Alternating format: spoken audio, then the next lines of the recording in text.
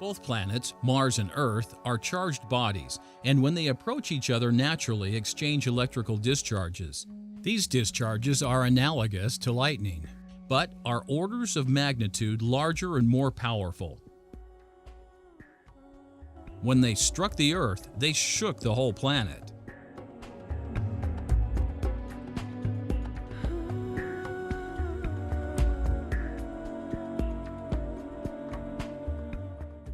The interplanetary lightning shook the Earth and, at the same time, broke up the entire face of the Earth, creating great fissures and cracks and ripping rock from the surface.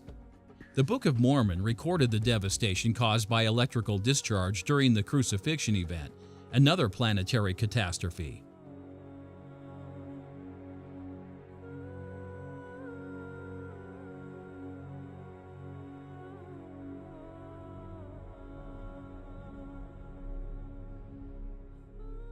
The prophet Nephi saw the same event.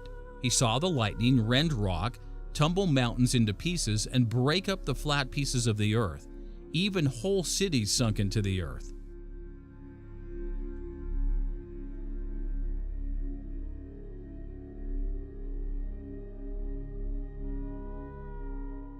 The geologic destruction caused by the discharges was so great that when the event was over and the survivors had taken stock, they found the new promised land to be unrecognizable.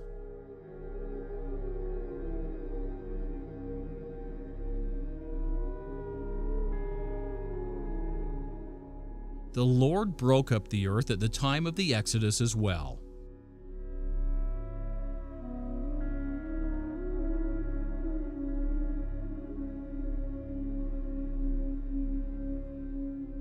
For a plasma discharge to transfer material, rock, and dust from one planet to another, it must first dislodge the material from the surface of the donor planet.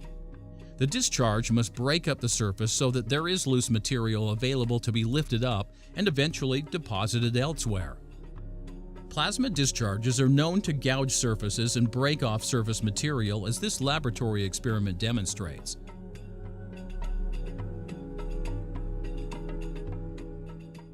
Secondly, the volume of material excavated from Mars, sufficient to cover Egypt and much of the world in red dust and rock, must have been stupendous. The physical scars of removing such a large amount of material must be visible on the red planet.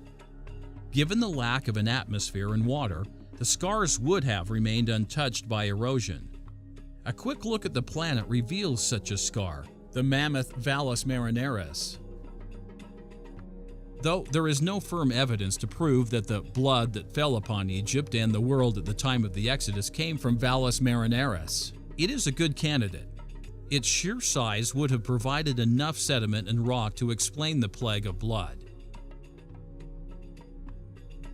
In comparison, the Grand Canyon is only 500 miles long and is, at most, a mile deep.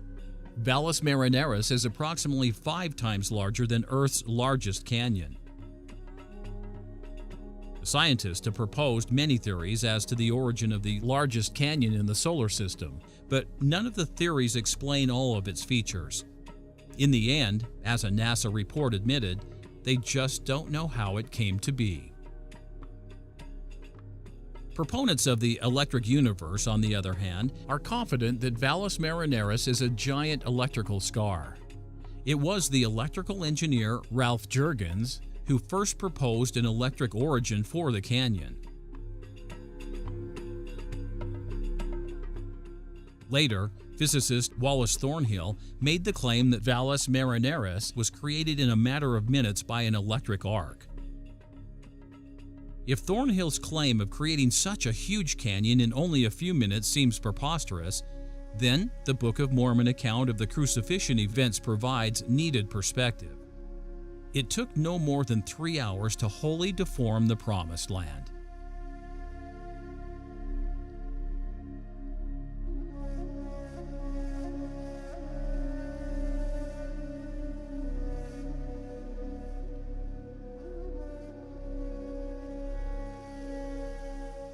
Electricity can do its work very quickly.